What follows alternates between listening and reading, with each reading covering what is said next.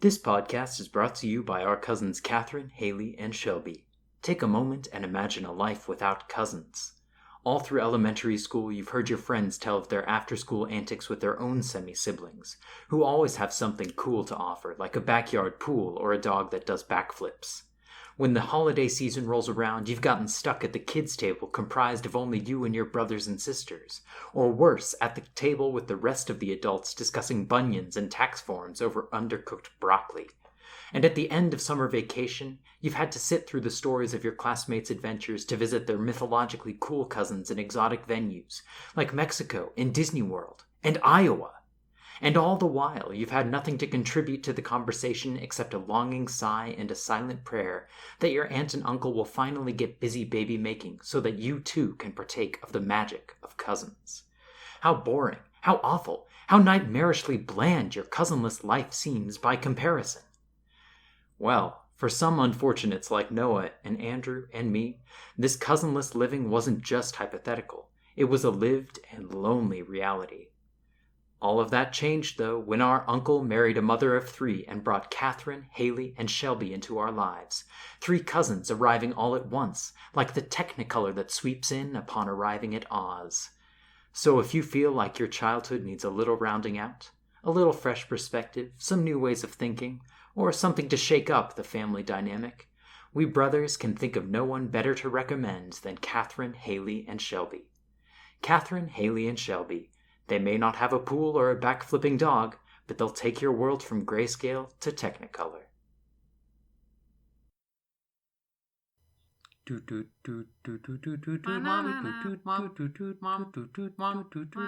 Welcome to Little, Middle, and Biggle. I'm your middle brother, Joshua. I'm your little brother, Andrew. And I'm your biggle brother, Noah. And we are the ones who will try our best to answer the little, middle, and biggle questions we have in life. Noah, will you start us off with a little question? Absolutely. It feels wrong to put this as just a little question because it is a very important topic. But the question is, pulp or no pulp? Oh, do you have an answer? I guess I'm supposed to give my answer. I would say, personally, I like pulp. And I would also make a case that you're having more of the original fruit, and so it is, you're getting more of whatever fiber and nutrients you would get by eating the fruit itself. So I think I would imagine that it's better. Joshua probably knows more about this than I do. Totally. But also, it is objectively more delicious. I would agree with the more delicious part. It's when I drink orange juice with no pulp, like at a restaurant, I just feel like the class of the restaurant has gone down a little bit. It's just not necessarily a fancy thing even. It's just like, are you contributing to society or are you just filtering out the pulp and making an industry that doesn't need to be there? I cannot remember the last time that I ordered orange juice at a restaurant. That is just such a weird idea to me. It's like ordering chocolate milk from a restaurant. Both of which I have done fairly recently. Where? Nice. The Broadmoor. Oh, okay. Yeah. Oh, You can get anything at the Broadmoor. Okay. So, yes, you definitely do get more nutrients from the orange if you do that. Mostly just fiber, though. But, and I mean, it's not a ton of fiber, but still some. I would agree that pulp is the best. Mostly just... okay, so... Firstly, it's been probably 8-9 years since I've last had orange juice or any fruit juice of any kind. Wow. Wow. Yeah. I cannot remember the last time I had orange juice. Actually, yes, I think I maybe do. I think it was when we went to Disney World my sophomore year of high school. Noah, your sophomore year of college. Andrew, your 4th grade year. 5th grade year. Yeah. And we all ordered... I distinctly remember this because it was like a halfway amazing, halfway horrible experience. We all ordered room service, and as always happens with room service, everyone ordered way more than they actually needed. Yeah. So we ended up with like 2 extra waffles, 3 glasses of orange juice, bacon, and I think Andrew had some French toast left over. So I very vaguely remember this. So I was like, guys, don't you want to eat that? And Dad was like, no, I don't want to eat that. And so it's like, we can't just let it all go to waste. And Mom was like, it's fine to let it go to waste if the alternative is making yourself sick. I was like, dang it, no. And so I ate literally everything. And it was probably like 2,000 calories worth of food that I ingested all at once. Wow. But I mean, actually, in my memory, it felt kind of good. Is that sick?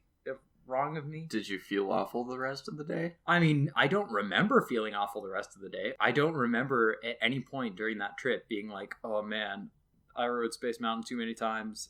And usually those moments stand out in my mind pretty heavily because they're so rare for me to get motion sick or whatever. So, yeah. But anyway, I think that was the last time I had orange juice. Man, I would love to go back to Disney World with all you guys. Wouldn't that'd be fun. Barely remember that 4th grade trip. I remember being in the hotel room and Mom was just suddenly all freaked out after she looked at my phone. And I was like, okay, that's kind of interesting. And she said I had gotten a text from Laura at hotdate.com. Oh, I forgot about that. Yep. I don't think I was ever privy to that. You were there and you said, I wish I got messages from Laura at hotdate.com. I distinctly remember you doing it in that voice. I have no recollection of that in the slightest. Yeah, I don't remember Disney World, but I remember Laura. Laura from Hot Date. Fond memories of Laura. Fond memories. Oh, man. Okay, this is going to be a very small tangent. I promise I'll keep it short.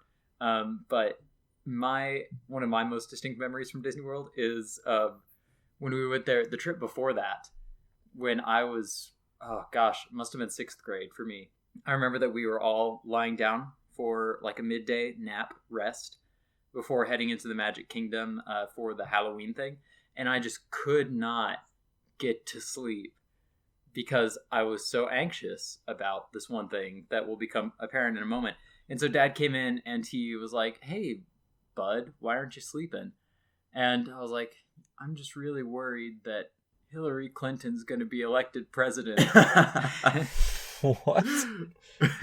This was like... Because that was like before the election time, and I have no idea why, but that was my obsessive worry for the day. Oh man, what I wouldn't give to have Hillary Clinton as our president right now. And then she got shot in the Safeway. What? Yeah, wasn't that why she dropped out of that election, was because she got shot in a Safeway? And she was like, okay, I'll just stop for this time. I do not remember that at all. Neither do I. Maybe that's a figment of my imagination. I just remember thinking, wait, what? Safeways aren't all safe? Oh my gosh. Yeah, that's in the name. Yeah. Well, Andrew, would you like to take us away with the middle question? Middle question. This sounds like an AP prompt, but it would never be an AP prompt. What effect have video games made on your life? Ooh, I like this one. Yep. Mine is a large impact. Like, I feel like there is very little area in my life that video gaming has not impacted. Like, definitely social side of life, because it's like, probably throughout middle school, a good 50% of what I talked about with friends was video games. Mm-hmm. And also just like still friends coming over and just sitting down and playing some video games together. It is so fun. Pause. Yes. So can we, instead of having it be the size of the impact, can we say like the quality of the impact as our answer? Yes. Okay. Certainly. Can you do that then? Yeah. Okay. Because I feel like we have all had a big effect of video games in our lives. Yeah, just that is fair. Based on the amount of time we've played them, if nothing else. Okay, so it has made my friendships very much, I think, especially with non-social butterfly Andrew in 7th, 8th, and 9th grades. It was kind of like playing video games was what forged friendships for me. At least That's male fair. friendships. And I realized the other day, well, not the other day, the other month, that, like, playing video games like Kerbal Space Program and Microsoft Flight Simulator, and just, like, Warhawk probably, have all made me pick up flying really easily. Nice. Like, joystick on a controller is not that much different than stick in a plane. Which is weird. Also, video games have just helped me, like, de-stress. Yeah, that's definitely a good thing. So many times. Like, I can think of times dating back to 3rd or 4th grade that I'm like, wow, this project sucks. I'm going to take a video game break. And then I do, and then I start working on a project again, and I feel awesome about it. Okay. Yeah, that's pretty much it. You guys, sorry for my ramble. No, that's okay. I will take it next because I'm middle.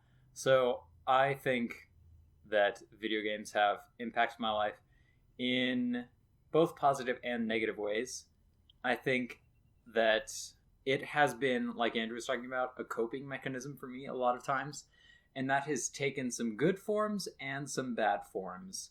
So good forms, like Andrew was saying, just having something to look forward to at the end of the day.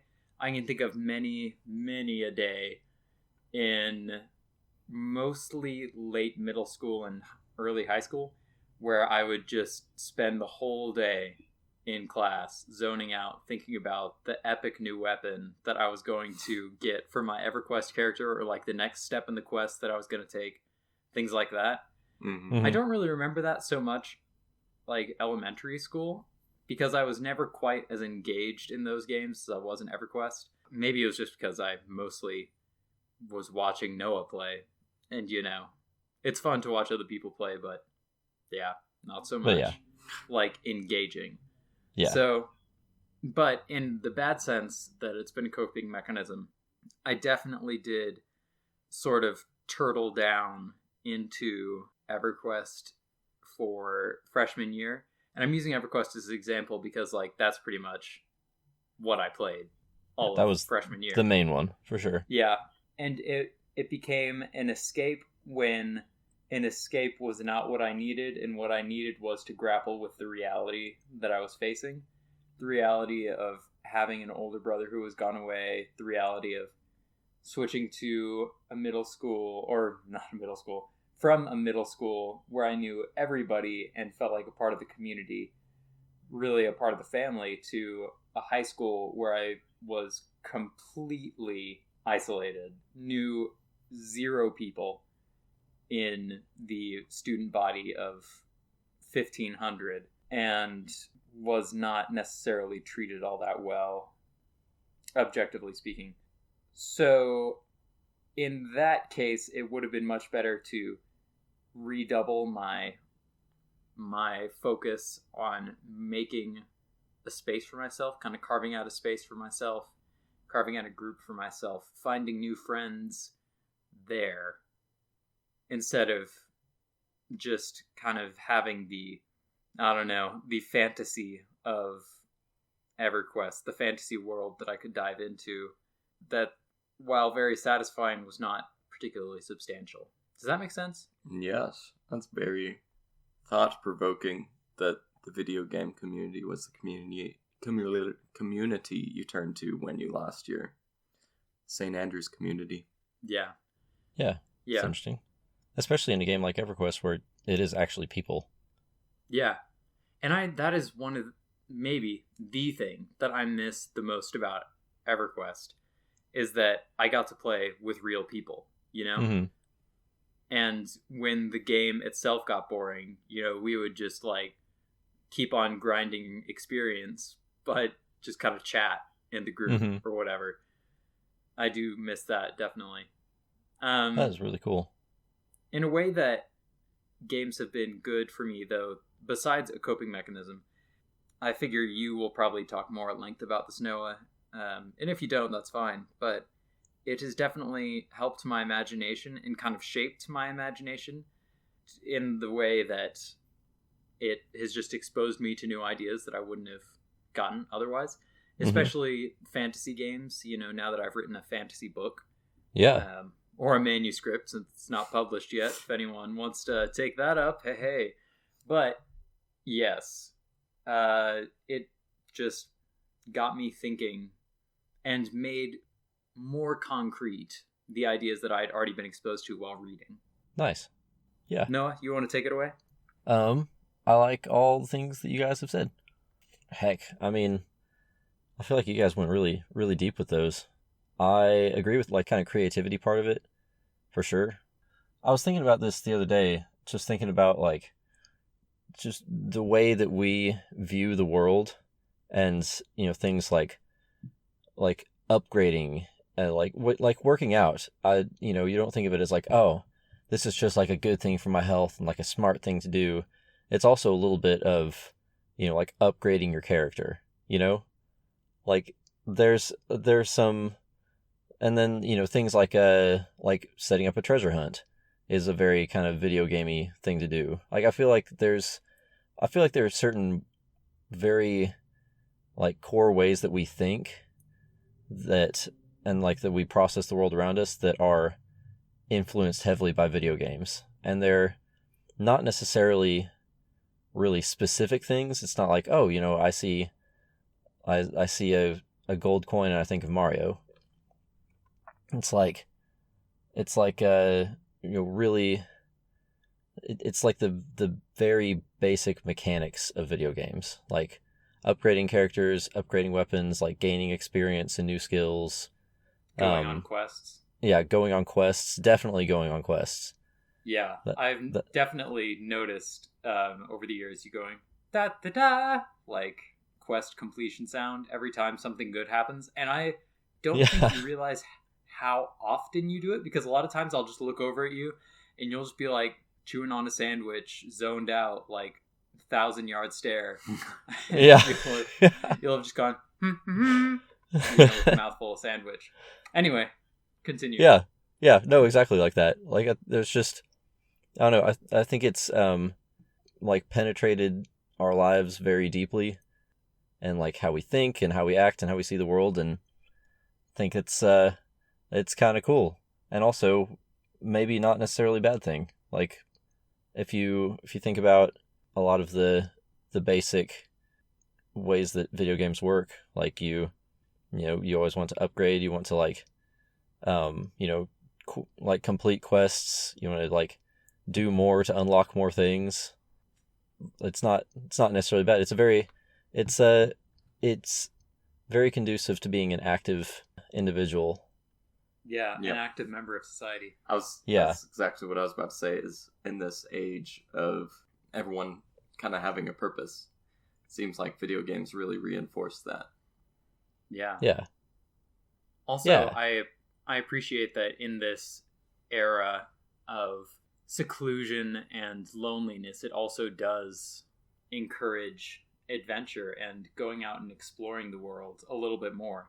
Yeah. I think that sometimes video games can be, and I think it can go either way. I think some people use video games, like I did at one point, as a way of avoiding actual engagement with the world, and they can say, oh, well, I have the substitute in the video game space. But by that same token, the flip side of that is that they could then say, oh, wow, it is so much fun to like actively engage with this community that's not even real. How cool would it be to go help out a person in real life? Yeah. I agree with that. I agree. So, cool. Noah, do you think that video games helped you get friends, though, like Andrew was saying? While you think about that, I will give my answer, which is definite no, because I didn't play video games that were popular. And I think that is kind of the key. Like, Andrew was playing Minecraft and stuff. Yeah, and I was Minecraft was a good social game. I would say it has not helped me to get friends. However, it's like, especially Mario games, or just like Nintendo games where, the Mario cast are the main characters. Those have definitely been fun things to play with friends. Like Super Smash Bros. And Mario Kart, stuff like that, both friends and family. It's been like really fun to do that, and it's reinforced some friendships. But I don't know if I've like I don't know if I've really like gained lots of friendships from having played video games. Agreed. Maybe. I don't know. Okay. Yeah. Well, shall I finish us up with the Biggle question? Go for it. Okay. This is something that I think about quite often, and I don't think that it is a thought that you guys necessarily have very often. What do you guys think it is like subjectively to be insane? So, my answer to this is I think it is something like the feeling I get when I am really, really, really sleep deprived, or when I'm just totally preoccupied, like in a thought spiral in my own head, or when I've had way, way, way too much caffeine and I just cannot focus on anything and I feel like I'm on autopilot, just reacting to whatever comes at me in a way that feels reasonable more than seems reasonable to me.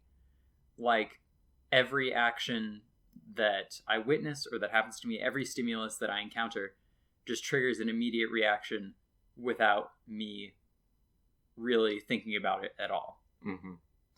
That kind of harkens back to our consciousness discussion last time. Yeah, that's what I was thinking, actually. I'm going to let Noah answer last for this one because I know he probably has the most to say, having seen lots of crazy people in the ER. What you were saying about caffeine or sleep deprivation, I feel like that is like the light mode, light LITE version of insanity. Like actual insanity is 1,000 times more potent than that. Like I almost feel like actual insanity would be your normal conscious self being trapped inside as you watched your insane self make all these decisions. Ooh, that's interesting. I don't know. That's what I... Actually, both definitions so far have been interesting. Because when I think of insanity, I think of like awful, crazy, worst possible way to live. And that's kind of what I think about when I think awful, crazy, worst possible way to live. Okay. So, like, it's not... So it turns your life from, to kind of go off of our old analogy, from a video game where you're the main character to a movie that you're just watching from your own body. Yeah. Interesting. That's pretty deep. Good analogy. Thanks. Dude, bro. Okay. Handing the torch to Noah. I like both of y'all's definitions. I think it would be... This is... Okay, I guess this is... So you're saying subjectively. Like, what is our opinion of it? Yeah, like, what do you think it would be like if you all of a sudden just went insane right now? Yeah. I think it would depend on what kind of insane. Like, I feel like, Joshua, the way that you described it is definitely kind of a type of insane. And Andrew, yours is another type. And it would depend on what exactly you had. Yeah, okay. So, like, which doesn't mean either of you are wrong. It's just, like, I feel like it's, like, it just kind of depends. So I'll use... Okay. Can I specify a little bit more? Yeah. Let me specify what I was thinking of. I was thinking of, like, positive symptom schizophrenia. Or, okay, gotcha. Like, mania. Gotcha, okay.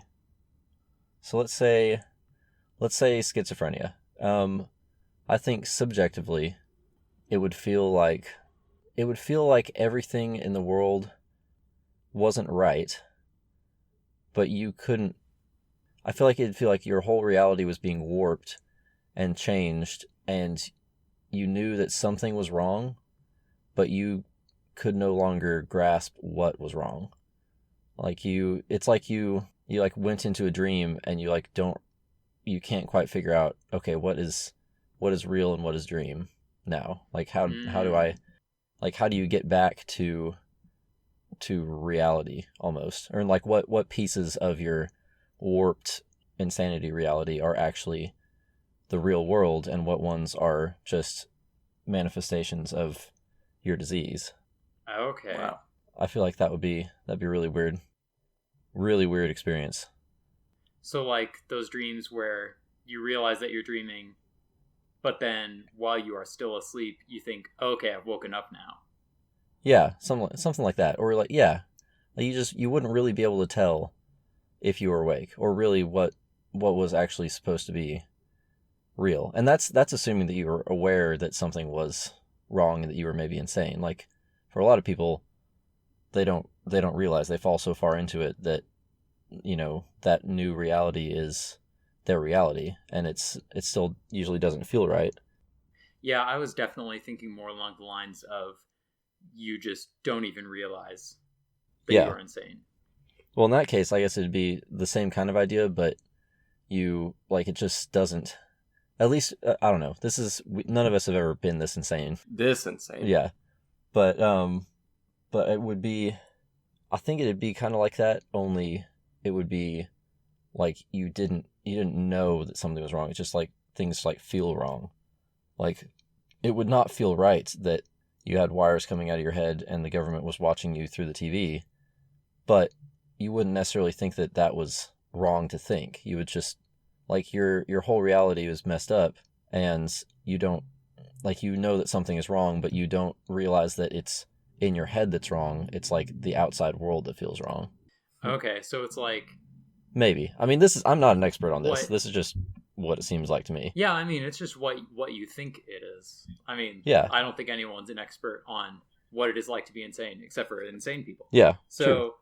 So what is wrong in this idea of yours is not the world, it's other people not seeing what is wrong with the world, or other people not seeing your reality. Yes, absolutely. Which is, it seems like that's kind of a big characteristic of people that get real deep in schizophrenia, is it feels like, you know, you see the world as it really is and no one else does, and it's just utterly terrifying.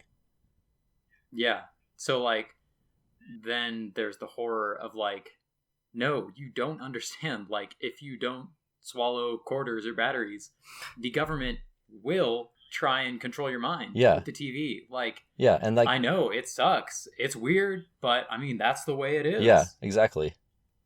You know, what I just realized being insane is being Chakotay in the episode where Voyager gets all trapped in all sorts of different time bubbles, and so he has to go convince each time bubble that he's from a different time and that he needs to go help them, but some of them listen. But being insane would be like none of them listen. Yeah. Yeah. Yes. Even though you know that your truth is right. Yeah. Yeah. Okay, so here is my new definition of subjective insanity. Just having knowledge of a deep, universal truth with or without, let's say, malign connotations that nobody else can perceive. Nice. Yeah. Does that work for you guys? Classic Joshua. Yep. Yeah. Eloquence of words. Yep. Okay. So here is a small side question, and I'm going to preface this by saying I do not think autism and insanity are the same in any way. I just realize that they very heavily alter the way that people live in the world and the way they perceive things. So this will probably take less time. What do you guys think that it is like to be autistic? Severe autism, let's say. I really don't have much experience with people with severe autism. My 8th grade math teacher, her son had autism, and he would come and hang out with us sometimes. What I think would get to me about living with autism is that you might feel like you have no real relationships and everyone is just being nice to you because of your autism, you know? Like, and I'm sure that's not really how it works because, you know, it makes your brain work totally differently than a regular human brain. But yeah, what are you guys' additions?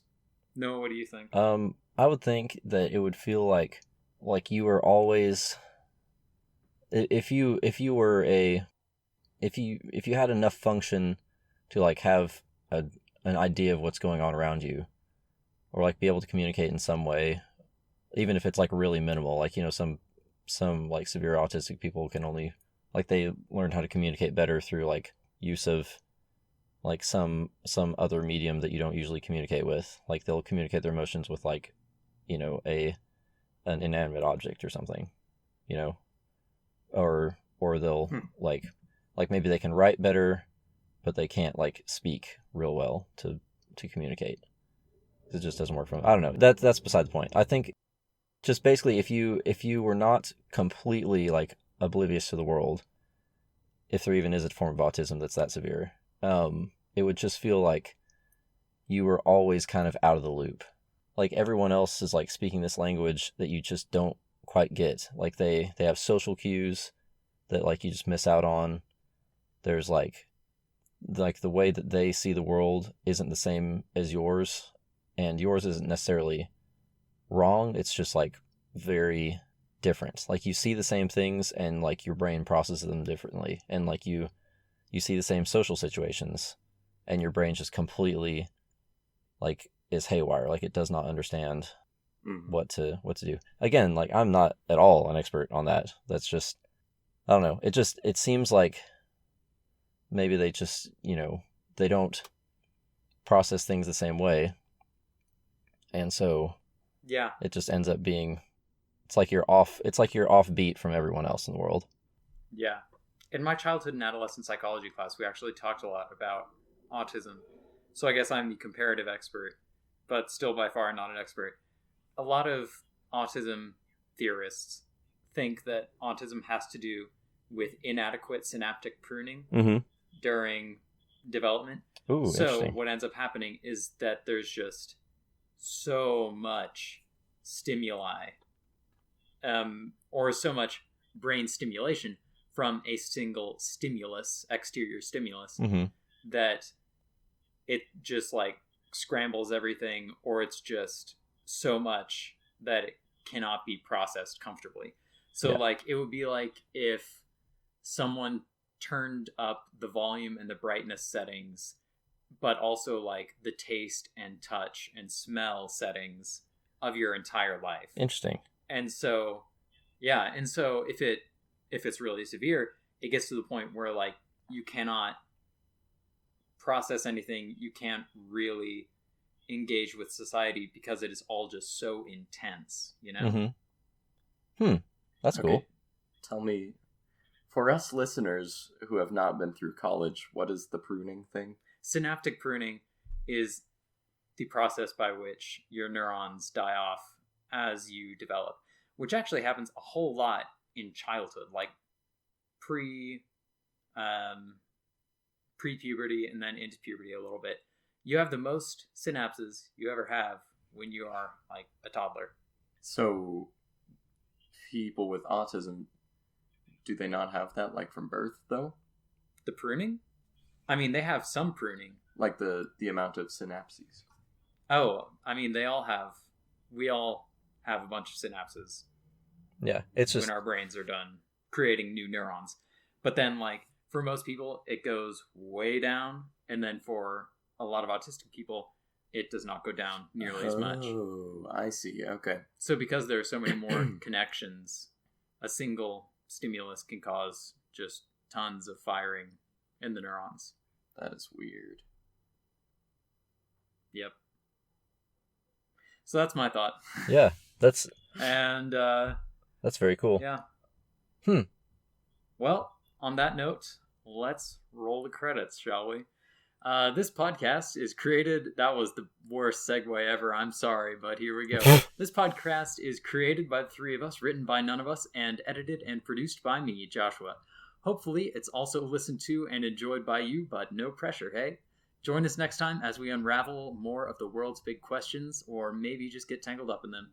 We'll see how things go when we get there. And also, this is new, if you have any questions, suggestions, or ideas on how we could make this podcast better for you listeners, send us a message at littlemiddlebiggle@outlook.com. That's Biggle with 2 G's. Love, thanks, and T-Rex hugs from all of us. We couldn't have done this without you. Say bye, everyone. Bye. Bye.